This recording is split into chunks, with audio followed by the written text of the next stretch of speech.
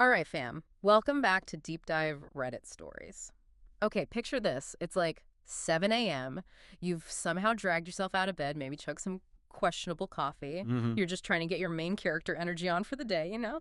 Your commute vibe is set, playlist ready, and Yeah. then bam, that text. Oh no, not the text. Or worse, the call. It's that coworker, the one you kind of, sometimes, maybe regrettably, share a ride with. Yeah. And just like that, your perfectly curated morning vibe, totally gone. Kaput. It's like the ultimate struggle, isn't it? That super awkward dance between being a good person and just like getting to work on time without going full goblin mode. Literally. And that is exactly the tea we are spilling today. We are diving headfirst into the chaotic world of coworker relationships, specifically carpooling drama. Yeah, the shared ride saga, it's a classic. Our mission, should you choose to accept it, is to unpack the pure chaos of setting boundaries, the strategic art of dodging confrontation or maybe facing it. Or maybe facing it, yeah. And digging into the glorious, sometimes totally unhinged wisdom of internet comments. Bet. So for this deep dive, our main source of relatable chaos and honestly some serious secondhand cringe is Reddit, obviously. Where else? Specifically, a post from Stories, the title, Chef's Kiss. I pretended to be asleep so I wouldn't have to give my coworker a ride. Iconic title. Yeah, You just well, know it's going to be good. Right. It's juicy. And the comments? Oh, the comments are pure gold. So many different takes, so much raw, unfiltered honesty, the kind you only get online, basically. Exactly. Anonymity breeds truth sometimes. Or just pure, unfiltered chaos. Let's unpack this saga. So our hero, the OP, was in this regular carpool thing with a coworker. Seems chill at first, right? Yeah, neighbors, same workplace, makes sense on paper, save gas, save the planet, whatever. Totally. But, uh-oh, here comes the drama. The plot thickens real quick. It always does. So the convenience factor kind of evaporated fast. OP's main beef was the coworker constantly making them late. And we're not talking fashionably late. We're talking multiple 5 more minds texts, like up to 4 times. 4 times. That's not 5 more minutes. That's just disrespectful of time itself. Seriously. And then, the kicker. Just when OP's about to leave, it's the last minute. Oh, hey, can we grab coffee real quick? Ah, the quick coffee detour. The silent killer of punctuality. It's always the coffee. And this wasn't just annoying for OP. It started messing with their job. Like, management was talking to them about being late. You getting in trouble because your carpool buddy can't get it together. That is maximum cap. So unfair. Right. Talk about absorbing someone else's negative energy. Yeah. And their lateness consequences, not the vibe. Yeah, the ripple effect is real. You're taking the heat for their lack of planning. That would build up, push anyone to drastic measures. Which brings us to the solution. And, oh, what a solution it was. This is where it goes from relatable annoyance to, legendary status. Okay, spill the tea. What did OP do? Okay, so OP, sensing another ride request brewing, pulled a total pro gamer move. The night before, sent a text, something like, oh, feeling kind of sus, might be sick, eat go if I can drive. Ooh, the preemptive fake sick call. Bold. Ethically gray, but bold. Totally great, but effective, maybe. Yeah. So next morning, 7:05 a.m. sharp, the dreaded text arrives. Hey, you up? Ride. Dun, dun, dun. And OP's reaction, pure deadpan genius. They said they literally just looked at my phone, rolled over, and pretended to be asleep. Wow, just ignored it. Cold-blooded, I kind of respect it. Right. Then they waited until 8:30 a.m., sent the perfect follow-up. OMG, sorry, just woke up. Totally overslept, had to rush. The performance, 10/10. Okay, so the passive avoidance play, it's risky, could backfire, but sounds like it worked this time. It did. Coworker was mad, obviously, had to pay for an Uber. But crucially, for the next few days, the coworker asked someone else for a ride. Mission accomplished then. Problem deferred, avoided, solved. Solved for OP anyway. Absolute slay. Though OP did admit feeling kind of bad for a second. Just a flicker of guilt. Then immediately followed it with, but also, I showed up on time for once. You could feel the relief through the screen. That feeling must have been immense. Yeah. Just peace, punctuality, sweet, sweet normalcy. For real. And later in the comments, someone said, yep, it's all about you. And OP was like, ultra. They even said it felt like things finally made sense again, like balance was restored. That making sense again part is so telling. It wasn't just about being late. It was about reclaiming their time, their autonomy, right? Yeah. From someone who was just taking advantage. Exactly. The emotional weight lifted. Okay, so that's the core story. Now let's dive into the beautiful mess, the Reddit comments.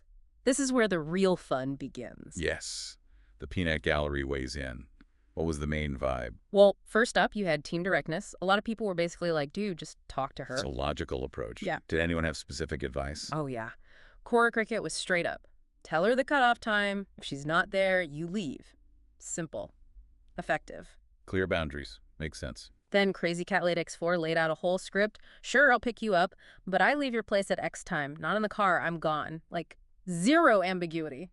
I appreciate the detail. No room for a misunderstanding there. And Ash with the Potato just said, I say a time. If you are not there, I will drive without you. Boom. Done. It's interesting, isn't it, how OP went this, super indirect route, and so many commenters were advocating for the exact opposite. Totally. Juanita even called out the lie, suggesting OP should have just said, yo, coworker late again and I'm leaving without you. Basically, why the drama when you could just be straight?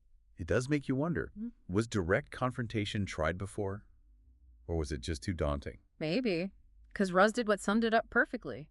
Mission impossible. Say no directly. And honestly, relatable. Sometimes avoiding the awkwardness feels easier, even if it involves, faking narcolepsy. It really does tap into that common fear of confrontation, especially at work. But then there was the other side, right? The don't be used camp. Oh, absolutely. That vibe was strong. Chong did not mince words. Don't let people use you. F them. Okay, blunt, but gets a point across. For sure. And Koraz was like, she was abusing your generosity. Don't feel bad. Lots of validation for OP needing to protect their energy. Yeah, framing it as abusive generosity is key. It shifts the blame rightly onto the coworker's behavior. Totally. And my favorite comment in this vein was from Valuable Roll 7264. You didn't ditch her. You restored balance to the universe. Okay. Restored balance to the universe by ignoring a text. That's some cosmic level justification. I love it. It's peak main character energy. Okay, moving on. There was also a lot of discussion about, carpool etiquette, the rules of the road, basically. The unwritten rules. Or maybe they should be written. Maybe. BHGLE had a firm take. Adults should sort their own transport. Stop asking for rides. A bit harsh, maybe. But I see the point about personal responsibility. Yeah, but Core Cricket countered, saying, if you live close and work together, sharing does make sense. It's practical. True. There's an efficiency argument. When it works well. But then long-jumping Sir 9051 dropped the hammer with their carpool contract, real strict rules. Ooh, what were the terms? Pay for gas, no unscheduled stops, be on time or get left, no IOUs. They even said the bus doesn't pick her up at her house. Mic drop. Wow. That's laying down the law. It highlights that implicit agreement, right? If you're getting the ride, you respect the driver's terms. Exactly. It's about mutual respect. If that's broken, you got to enforce the rules. Just opt out entirely. Apparently. We got some almost philosophical takes. Rich Instruction 6772 declared, the first rule of carpool is there is no carpool. Like Fight Club, but for commuting. Basically. And Deep Mechanic just hit him with a deadpan. What carpool? Just denying its existence. The commitment is real. Hilarious. Probably from people who've been burned before. Avoidance as a lifestyle. For sure. And okay, gotta mention the classic internet moment. Right. Someone totally misunderstood the post. GX at JurVR thought OP was the moocher complaining. Oh no, how did that happen? They wrote something like, so you bum a ride, complain about being late, then ghost your buddy. Got it. Yikes. Awkward. Did they get corrected? Oh, instantly. Frosty Boots and DB Miller 63 jumped in read it again, sweaty. The internet self-corrects. It's beautiful. Or terrifying. A bit of both, maybe. Yeah. But it shows the community paying attention, mostly. Yeah. And beyond the advice and the drama, so much of it was just pure relatability. People were like, OMG, same. Shared trauma, basically. Kinda. Accomplished News 722 said they did something similar, knowing someone would just wait till the last second. It's like a secret club of strategic avoiders. It resonates because that feeling of being taken for granted is so common, right? Someone else's chaos messing up your life. Totally. Girly Girl 9 just dropped a, well done, Al. Simple, supportive. And Velvet Vaves is like, oh, well, I did that too. Everyone's got a story, apparently. The solidarity of the strategically inconvenienced. And quick funny note, Aqua Wexico from Ireland popped in to say, giving my coworker a ride means something completely different over here. Yes, gotta love those cross-cultural internet moments. Always good for a laugh. Keeps things interesting. Okay, so we've had the story, the comments, the laughs. What does this all actually mean for you, our lovely listeners? Let's unpack the big themes. Right. First, big one. Indirectness versus directness. OP chose the sneaky route. The comments mostly screamed for confrontation. What's the real takeaway? Well, it feels like the passive thing, like OP did, gives you that instant win, right? Problem solved, no awkward convo right now, but is it sustainable? Probably not. Exactly. It's like a quick fix. Directness, actually talking about the problem, setting clear rules, that's probably harder in the moment, like super awkward potential. Right? He awkward. But it's Yes. more likely to actually fix the problem long term, Yeah. right? Builds more respect, maybe. The Eh, sneaky stuff, it can kind of erode trust if it comes out. Yeah, like what happens when the coworker finds out you faked being sick and asleep? Yikes. So directness is maybe like ripping off the Band-Aid fast. Indirectness is peeling it off really slowly. Good analogy. Mhm. And the whole thing just screams broken social contract, doesn't it? Carpools, roommates, Mm. group projects, they need unspoken rules, Hmm. mutual respect. Totally. And when someone just bodies that contract, like the coworker did, resentment builds up super fast. It becomes one-sided. Which is why that restoring balance comment hit so hard. OP wasn't just dodging a ride. They were trying to fix a system that felt broken and unfair, even if the method was sus. So the real flex here, the thing the internet basically agreed on, was the need for boundaries. The method might be debatable, but everyone got why OP needed to draw a line. Absolutely. Boundaries are just essential. They protect your time, your energy, your sanity, whether you set them with a quiet conversation or strategic oversleeping. Right. They're about saying what you will and won't accept, and the Reddit mob is basically like, yes, protect your peace. Which leads us to the big question for everyone listening. Yeah, for you. Where in your life could you use some clearer boundaries? Maybe it's not a carpool coworker from hell. Mm. Maybe it's the friend who's always flaking, the relative who asks for too much, that project group where you do all the work. Or even just internally, right? Saying yes to things when you really mean no. Where can you find your on time? Ooh, I like that. Finding your on time. It's not just about clocks. It's about your limits, your energy, making sure people respect your space, taking back control. Exactly.